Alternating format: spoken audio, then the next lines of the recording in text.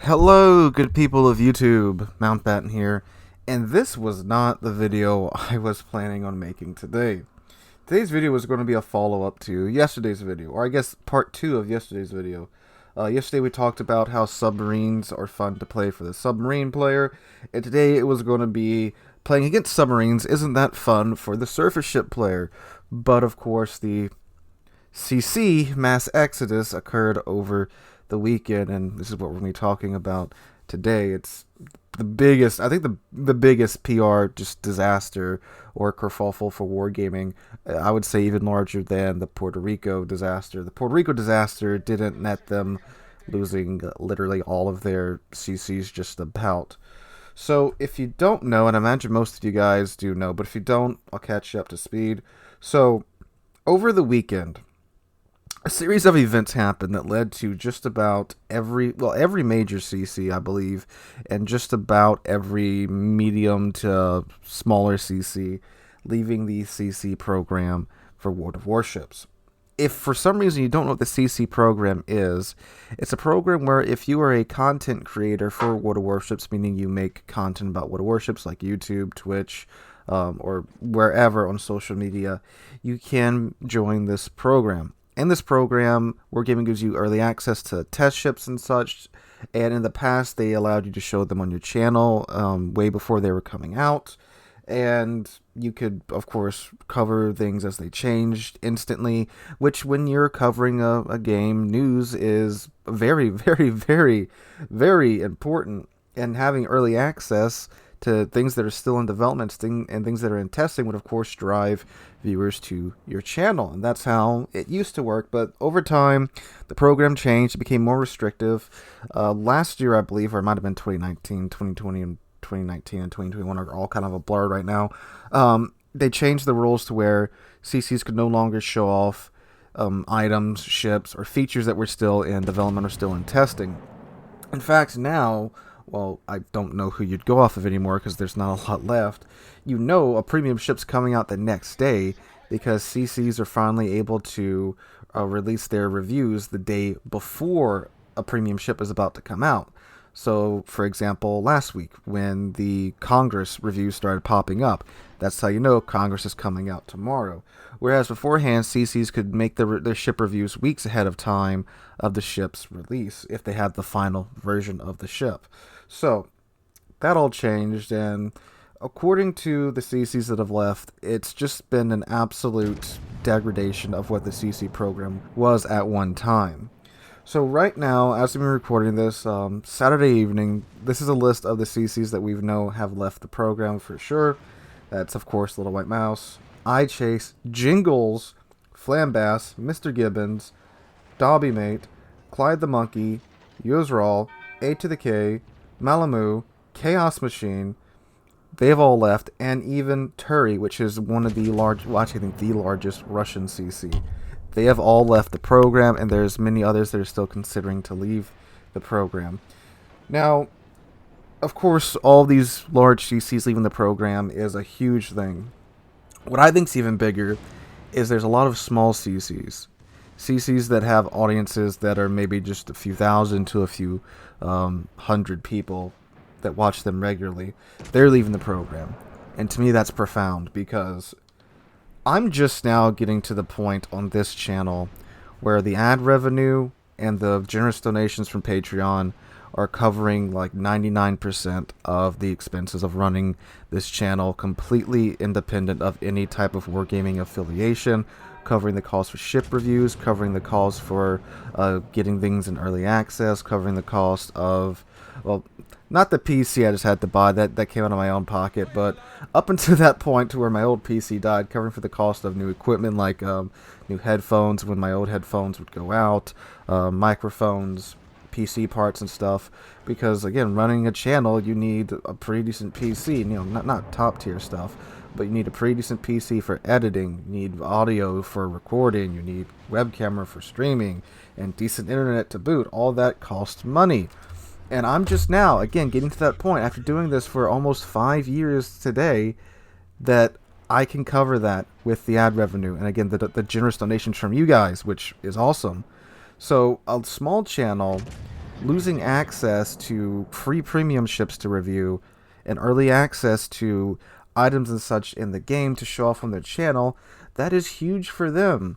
Larger channels, again, they can cover that if they choose to continue to cover the game. Smaller channels can't. So for you small channels out there, you small CCs that have left the program, you guys get a large round of applause for me, because that, I know what it's like. And again, leaving that behind is huge. So if you are one of those guys and you left the program, please comment your channel and a link to your channel, your Twitch channel, wherever the heck you guys do your stuff at, and I will link it in. Well, I'll heart it in the comments down below. I was gonna say pin it, but I only get one pin.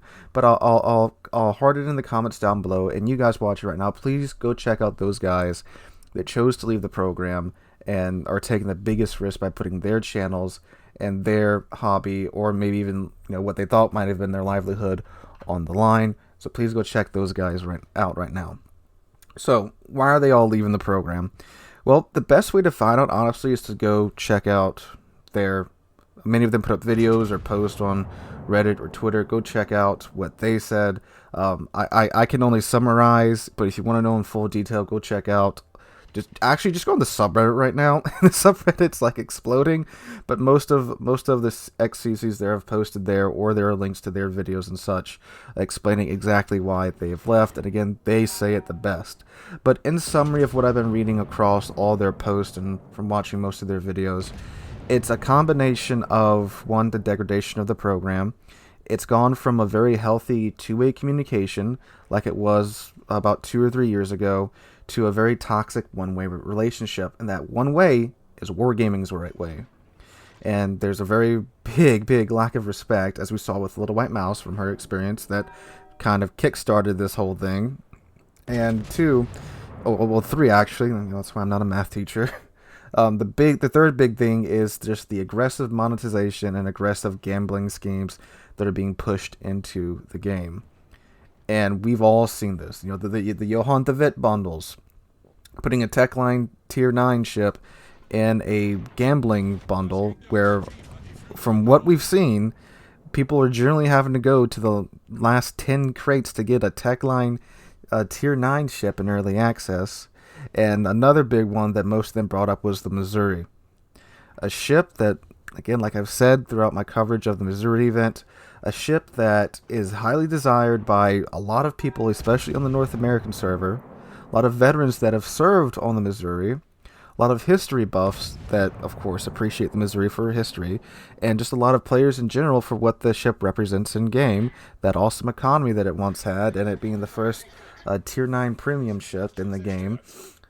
The first off nerfing of her, which, okay, fine, we get it. The economy is a little busted, and if they were really going to sell it outright for cash, I get it. They don't want to sell a Tier 9 ship that's going to just, be the one ship you need to buy and never have to touch another premium ship ever in the game again.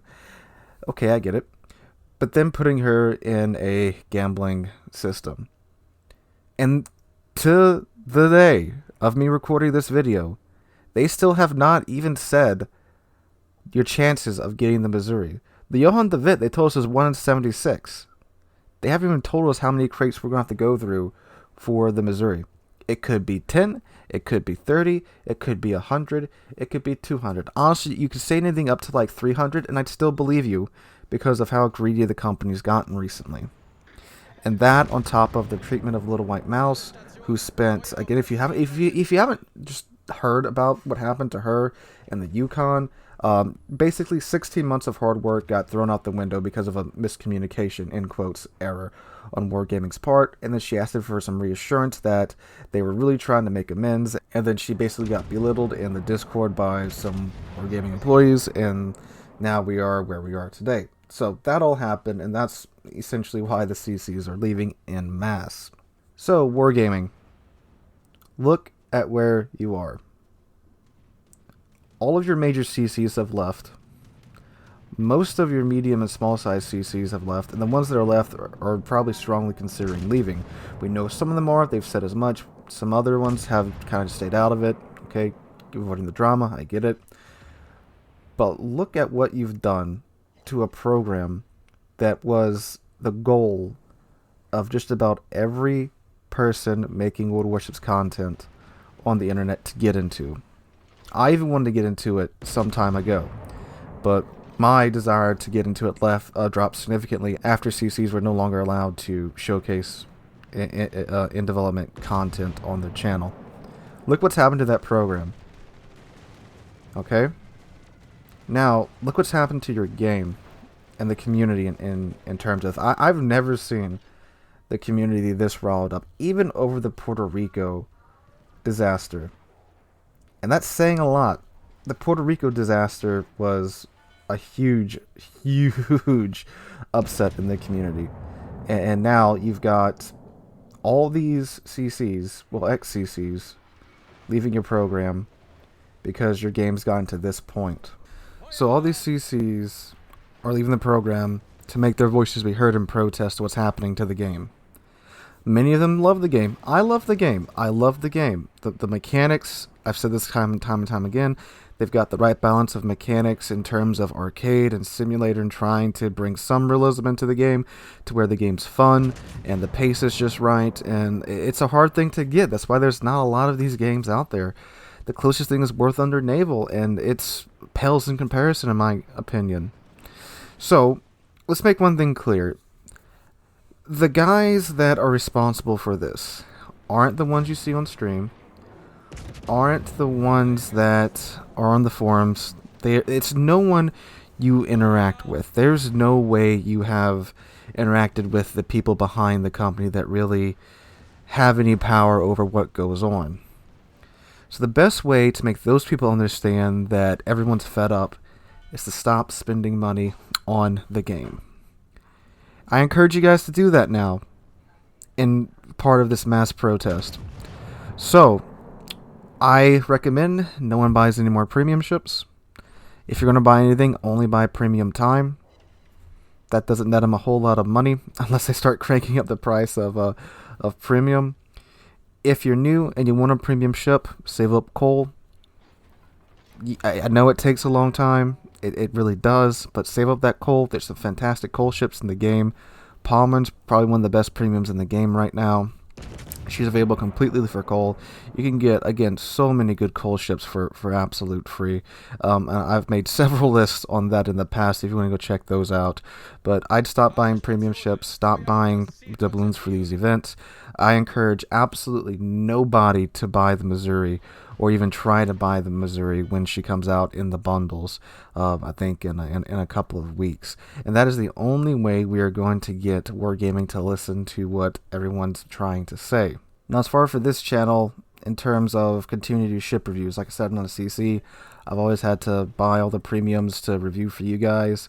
And the reviews are for you guys, so I'm going to leave that up to y'all. Do y'all want me to continue to do the ship reviews, or do y'all want me to just keep covering the game without doing ship reviews? That's up to y'all. I do that for you. I don't do it to just buy the premium so I have them on my account. A lot of them I buy to review, break them out every now and then. I don't really mess with them too much afterwards. It's always been for you guys. And since I guess we are trying to make Wargaming listen, maybe we should put a hiatus on the reviews for some time.